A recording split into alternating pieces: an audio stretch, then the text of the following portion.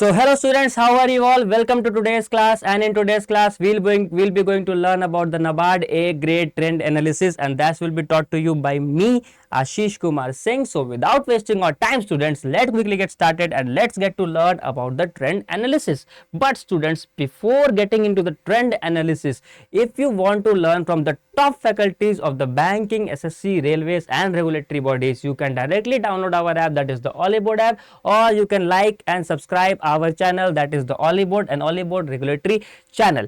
Now you'll suffer a lot, so that's why let's start our trend analysis. See, this is the topic decision making. Decision making is a topic which has been added in 2021. You know that decision making is a topic which has been recently added, so you need to learn na.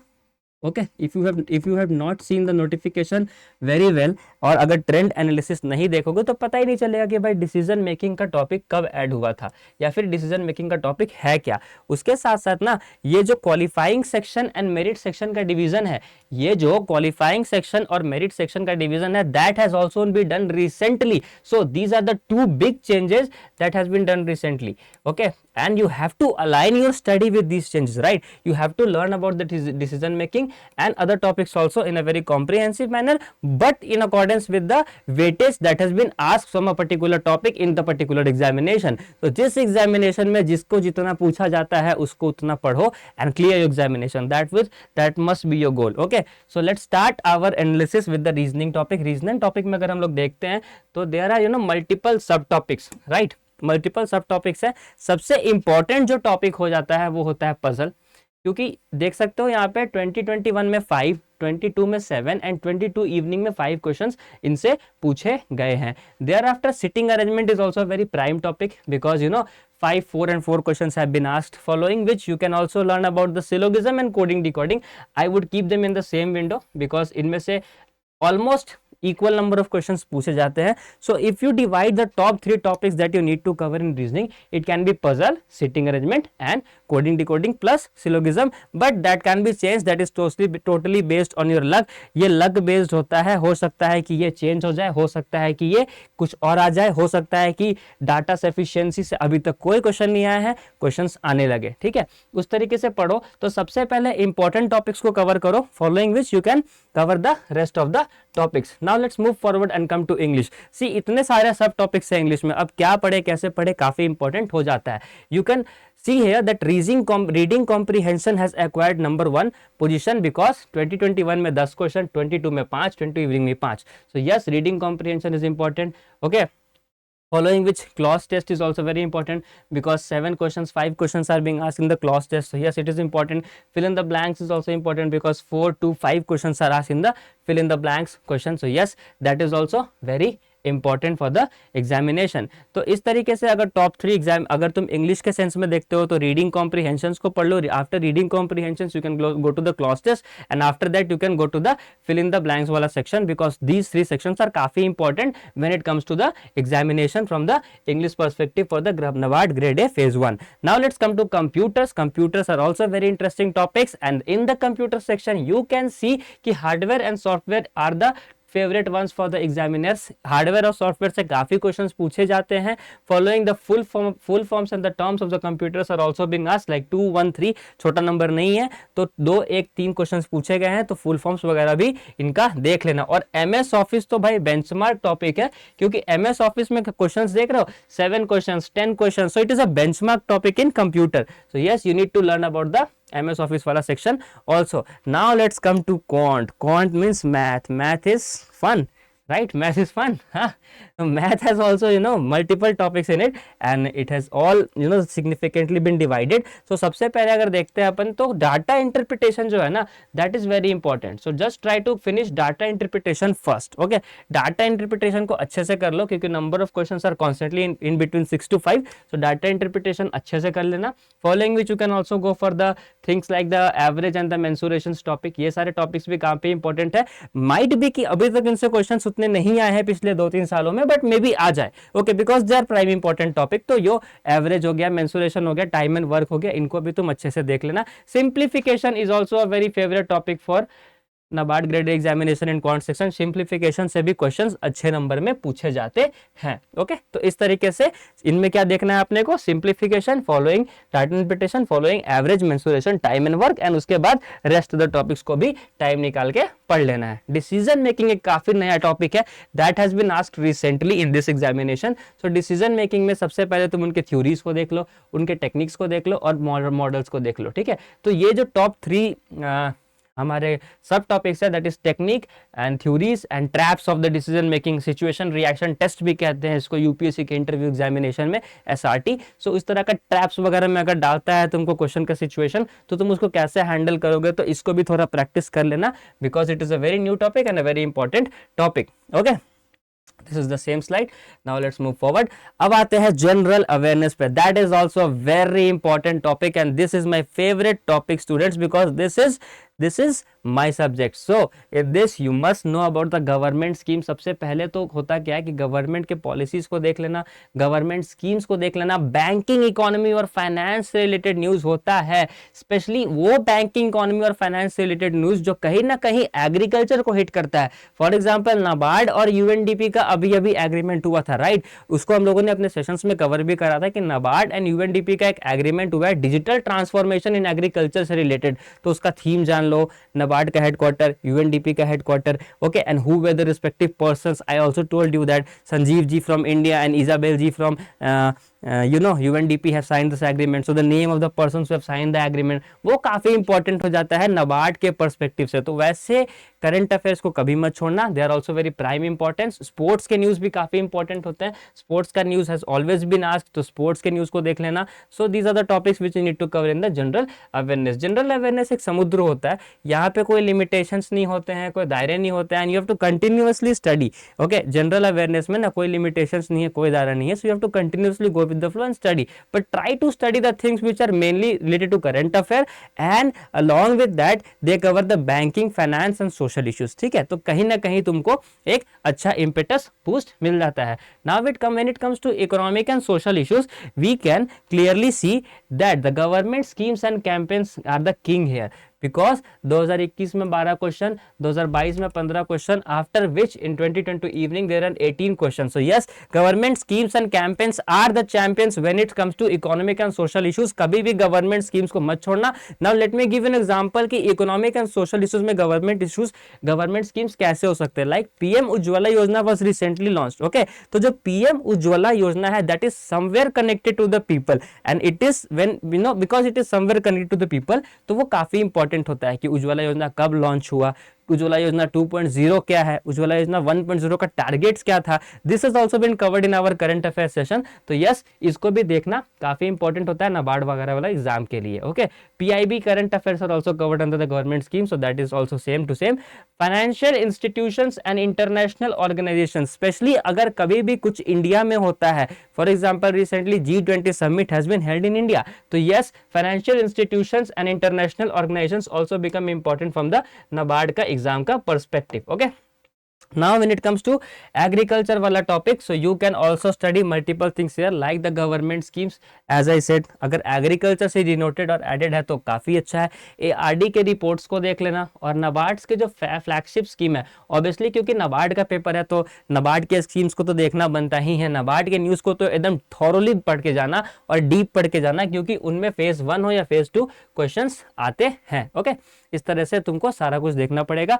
Cropping system, MSP क्या होता है, MSP कितने crops पे लगता है ना, MSP का जो प्राइसिंग है वो कौन सा ऑर्गेनाइजेशन डिसाइड करता है, दैट इज सीएसीपी। सो इन सारे चीजों को बैकग्राउंड वेरिफिकेशन के साथ हम लोग अपने सेशंस में पढ़ते हैं, तो उसी तरीके से इनको पढ़ना ताकि लॉन्ग टर्म मेमोरी में तुम्हारे बसे रहें। ओके, और तुमको कहीं ना कहीं ये हेल्प करे। फिशरीज हो गया, एनिमल हस्बेंड्री हो गया, ये जो टॉपिक्स है काफी इंपॉर्टेंट है। एनिमल हस्बेंड्री से रिलेटेड कोई स्कीम हो गया, वो सारा का सारा काफी इंपॉर्टेंट है। तो one and all we can say कि जो भी करंट अफेयर्स है वो बैंकिंग, फाइनेंस, इकोनॉमी से रिलेटेड होना चाहिए। अगर एग्रीकल्चर और नाबार्ड इन्वॉल्व है तो काफी अच्छी बात है। इंटरनेशनल ऑर्गेनाइजेशंस देख लेंगे तो वो एक एड ऑन हो जाता है। इस तरीके से अपन general awareness, computer, quant, English और रीजनिंग को कवर करते हैं और फेज 1 क्लियर करके पहुंचते हैं फेज 2 में। मानो कि हमारा फेज 1 हो चुका है, clear. And now we have reached the level where we will be learning about phase 2 examination. Phase 2 में 2 पेपर होते हैं, paper 1 that is English and paper 2 that is economic and social issues. अब paper 1 जो होता है वो 100 marks का होता है, पेपर 2 में ऑब्जेक्टिव्स होते हैं that is 30। The number of objectives have been reduced, okay, it has been reduced in 2021। देख रहे हो ट्रेंड चेंज होता है ना यार, the number of objectives have been reduce. तो ये भी एक बात है कि ऑब्जेक्टिव्स रिड्यूस हो चुका है। Along with that descriptive questions भी होते हैं इसमें, someone related to economic issues, something related to social issues. अब इनका मार्क्स होता है 50-50। तो सबसे इंपॉर्टेंट क्या हो जाता है राइटिंग में, सबसे इंपॉर्टेंट हो जाता है इंग्लिश का राइटिंग, ओके। सबसे इंपॉर्टेंट हो जाता है राइटिंग में पेपर 1 और सबसे इंपॉर्टेंट होता है पेपर 1 में इंग्लिश का राइटिंग। अब देखते हैं कि पेपर 1 में क्या क्या आता है। पेपर 1 में बेसिकली जनरल इंग्लिश है, ओके, जनरल है। तो पेपर 1 में ना जनरल इंग्लिश पूछता है, ठीक है। अब पेपर 1 में क्योंकि जनरल इंग्लिश पूछता है तो उसके अंदर ऐसा तो नहीं है कि 100 मार्क्स का क्वेश्चन है तो कुछ भी पूछ देगा, नॉट एट ऑल ना। पेपर 1 में general English is being asked, तो दैट डज नॉट मीन कि if it is a 100 marks paper that anything can be asked. Proper things must be asked ना, उसमें क्या क्या पूछा जाता है, ओके उसमें क्या क्या पूछा जाता है। I guess the ink is not visible to you, so let me change my ink for you all, let me turn it to be black, okay. Now letter writings are being asked, letter writing is very common in English, okay. Precise writing is very common, so इस तरह का letter writing, precise writing, essay writing is also very common, है ना। तो इन सारे चीज़ों को पूछा जाता है कहाँ पे, इन सारी चीज़ों को पूछा जाता है पेपर 1 में। अब आते हैं पेपर 2 में, okay. As we all know कि पेपर 2 में 2 रास्ते बनते हैं, एक रास्ता आपको लेके जाता है ऑब्जेक्टिव के तरफ और एक आपको लेके जाता है डिस्क्रिप्टिव के तरफ, है ना। एक लेके जाता है ऑब्जेक्टिव के तरफ, दूसरा लेके चला जाता है आपको डिस्क्रिप्टिव के तरफ। तो जो ऑब्जेक्टिव के तरफ लेके जाता है वो आपको कहता है कि 30 क्वेश्चंस बनाने हैं, 50 मार्क्स मिलेगा, है ना।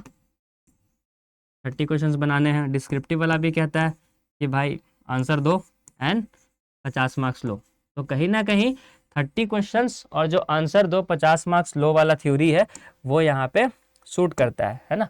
Let me auto right it, क्योंकि the background is also black, so you must not, it must not be visible to you. So yes, answer lower marks ले जाओ। So okay, now in the answer writing what we need to do, what we need to follow, we need to follow the economic and social issues plus ARD writing, okay। So ARD मतलब agriculture related, agriculture reform से related हम लोग को writing लिखना पड़ता है paper 2 में। But majorly English का राइटिंग काफ़ी अच्छा कर लेना, क्योंकि letter writing, essay writing, precise writing सब कुछ रहता है। अब देखते हैं कि 2018 में क्या था। 2018 में there were multiple topics in essay, okay, you can see that how can agriculture and rural development, so it is an ARD essay, okay, be improved through innovations, what are the main problems faced in developing rural areas in India, what is microfinance and how can it assist the rural poor, how can we do double farming income by 2022, what challenges may arise, why is groundwater depletion a significant concern, explore the responsibilities of the department of animal husbandry। Department के अंदर तक जाके पूछा है ऐसे। तो ऐसे का जो टॉपिक का तुम प्रिपरेशन करते हो, just try to make it in depth, okay, just try to learn about the departments, the ministries, okay. Departments के बारे में थोड़ा देख लेना, मिनिस्ट्रीज के बारे में भी थोड़ा देख लेना, पूछा जाता है। Specially agriculture related department and ministries को तो पक्का पूछा जाता है।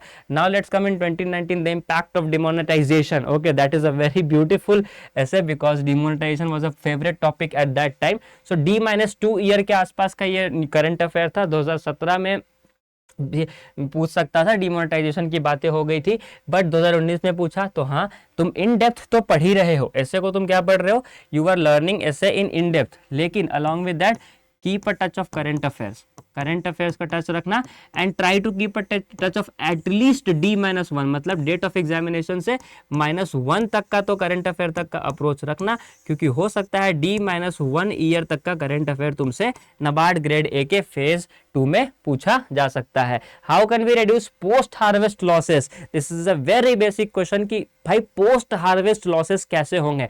एग्रीकल्चर डिपार्टमेंट में जाना है, नाबार्ड में सर्व करना है, तो you must know that okay post harvest losses कैसे होंगे, you must be a farmer from heart, farmer from heart होना चाहिए इस ऐसे का जवाब देने के लिए। You can not just be in the mood कि चलो exam, let's crack an examination because it is a officer level examination. No, you have to be at that position, क्योंकि कभी ना कभी तुम उस पोजिशन में जाओगे तो यू विल फेस दिस ना, so you should no this. So try to learn by heart not by mind.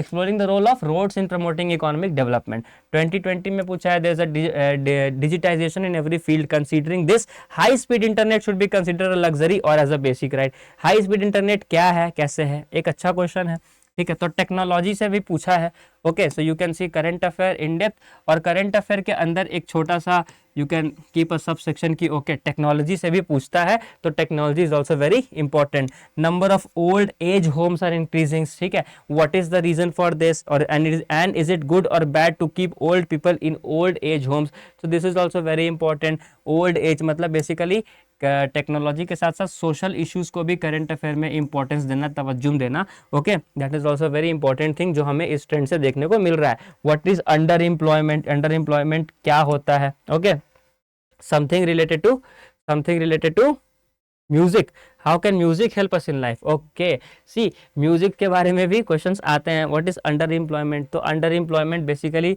Takes us to the economical issues, so technological issues, social issues and economical issues, that is social issues, technological issues and political issues के बारे में तुम at least current affair के अंदर थोड़ा सा segregate करने का कोशिश करना टॉपिक्स को into social, economical and political. अगर सोशल, इकोनॉमिकल और पॉलिटिकल में सेग्रेट कर देते हो और उसके अकॉर्डिंग आंसर राइटिंग करते हो, so there is a high chance कि your any topic can counter, you will encounter in your essay examination, okay. So ये था अंडर एम्प्लॉयमेंट वगैरह वाला हो गया। Health is wealth, so health is also social issue, see social issues को ही, health तो सोशल इशूज में ही आता है ना, तो you can always put health in social issues. 2021 में पूछा contribution of tourism and benefits of social media, see here also social issues, social media, okay. So what is diversity in context of work place, तो basically technological जो changes हो रहे हैं उसको लेके पूछा है कि भाई वर्क प्लेस में क्या डाइवर्सिटी है, उसके बारे में बताओ, that is work from home का ऑप्शन क्या हो सकता है, उसके बारे में भी you can give the answer. Now let's come to 2022, here explain current issues which are plaguing manufacturing sector, so you can see manufacturing sector belongs from which sector, manufacturing sector belongs from economic sector, okay. So क्या बोला कि economy को पढ़ लेना, social issues को पढ़ लेना, और पॉलिटिकल प्लस टेक्नोलॉजिकल प्लस अगर हो सके तो एक और चीज, that is environmental, okay, plus अगर हो सके तो एक और चीज दैट इज इन्वायरमेंटल, ये भी काफी इंपॉर्टेंट हो जाता है। ये 5 टॉपिक्स को करंट अफेयर में तुम सेग्रेट कर सकते हो अगर while writing essay, then this is the best thing. इससे बाहर ऐसे पूछेगा ही नहीं, अगर इन 5 टॉपिक्स को अच्छे से पढ़ लेते हो तो try to learn this 5 topics when it comes to essay. Now let's come to precise topic, precise writing. 2018 में नाबार्ड से रिलेटेड पूछा है, ओके, ऑब्वियसली नाबार्ड है तो नाबार्ड से पूछना बनता है, और repeated question on same passage like 2018 में। 2019 में एग्रीकल्चर सेक्टर से पूछा है, obviously agriculture and repeated question. फिर मोबाइल फ़ोन से पूछा है, repeated question, uncertainty and stress and electric vehicles. तो इलेक्ट्रिक व्हीकल्स कहीं ना कहीं हम लोग कह सकते हैं ना कि जो इलेक्ट्रिक व्हीकल्स है ये टेक्नोलॉजी में आ जाता है ना, आ गया ना टेक्नोलॉजी में इलेक्ट्रिक व्हीकल्स। उसके साथ साथ तुम अगर देखते हो मोबाइल फोन्स भी टेक्नोलॉजी में आता है, और मोबाइल फोन्स का इफेक्ट ऑन हेल्थ तो सोसाइटी में भी आ जाता है ना। अब नाबार्ड एक्ट है तो basically that is static, so try to learn also about the NABARD as an organization क्या है उसके बारे में भी तुम पढ़ लेना। नाबार्ड एज एन ऑर्गेनाइजेशन में ऐसे में तो हाई चांसेस नहीं आने के, बट प्रिसाइज राइटिंग क्योंकि छोटा होता है तो you can write some lines about the NABARD because the organization want to know that whether you know about the organization where you are planning to come और not. सो नाबार्ड के बारे में भी पढ़ लेना, ऑर्गेनाइजेशनल स्ट्रक्चर क्या होता है, एग्रीकल्चर सेक्टर क्या है, that is somewhere related to social and economical issues, okay. So agriculture sector से क्वेश्चंस रहते हैं, तो देख रहे हो कहीं ना कहीं social, political, economical, technological and environmental questions ही रहते हैं, तो उसको ही पढ़ के जाना, that would be more than enough for you to clear the phase 2।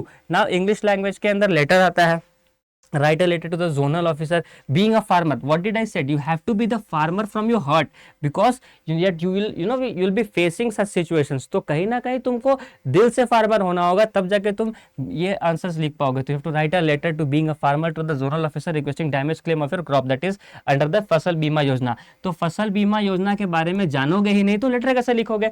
At least you have to write some facts about the Fasal Bima Yojana ना, so that the examiner can be assured कि भैया he knows about this scheme. Okay, he knows about the scheme. He's trying to test your knowledge with the help of letter. So you must know about Fasal Bima Yojana. Following that, you can see being a marginal farmer, write a letter to the LIC officer requesting to enroll you benefit under PM Kisan Man Dhan Yojana. Okay, so letters are basically Yojana based. So you have to learn and good amount of knowledge about the government schemes, the ongoing government schemes, and the government schemes which are specially catering whom, which are specially catering farmers and the agriculture sector. So government schemes जो farmers और agriculture sector को cater करते हैं ना, उनके बारे में जानना, that is also a very prime important thing. Okay, now let's move forward. See here, write a letter to the editor of the newspaper stressing the importance of developing sports manufacturing to India. So again, economic issues, manufacturing issues. Now write a letter to the credit card company requesting to change your residential address associated with your credit card. So that is a very basic thing, that address change, if you can do or not, the examiner is trying to see. In 2022, a letter to a customer care executive of an established furniture company citing your grievance. So you need to learn about grievance writing also, कि grievance writing कैसे करते हैं. If you are not satisfied with my teaching, or if you are not satisfied with anyone else, you must grievance or write a letter to me or that particular person that sir, this needs to be changed, these are the basic problems what we are able to see in your lectures. Okay, so grievance के बारे में बोल दो. Letter to the congratulate your manager for his promotion. You should not be, no, this letter is trying to let you know that you should not be very, feel bad about the progress of someone, because if someone is progressing, you will also progress someday. So happiness is also a very good thing. Even we have happiness index, and you'll be shocked to know that Bhutan always tops happiness index. So happiness is also very needed. And when it comes to the MCQ,